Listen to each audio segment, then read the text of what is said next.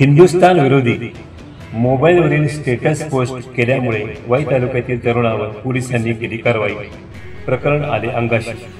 नुकत्याच पाकिस्तानी दहशतवाद्यांनी जम्मू काश्मीरमधील पहलगाम येथे हिंदू पर्यटकावर केलेल्या हल्ल्यामुळे देशभरातच नव्हे तर जगभरात संतापाची लाट उसळली असताना व शोक प्रकट होत असताना वाई तालुक्यातील एका युवकाने पाकिस्तानी झेंडा स्टेटसला ठेवून भारतविरोधी आक्षेपार्ह पोस्ट ठेवली।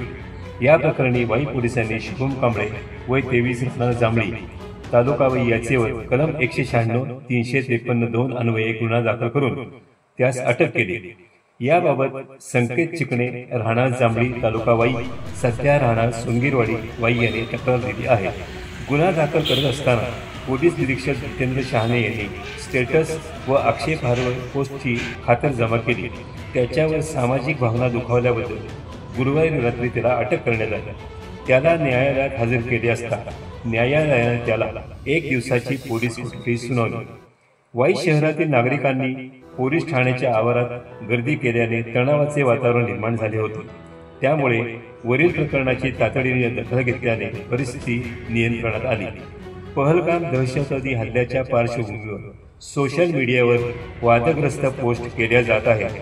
त्यामुळे सातारा जिल्हा पोलीस दलाची सोशल मीडियावर करडी नजर आहे। त्यामुळे वादग्रस्त पोस्ट करणाऱ्यावर वरीलप्रमाणे कठोर कारवाई करण्याचा इशारा वाई पोलिसांनी दिला आहे।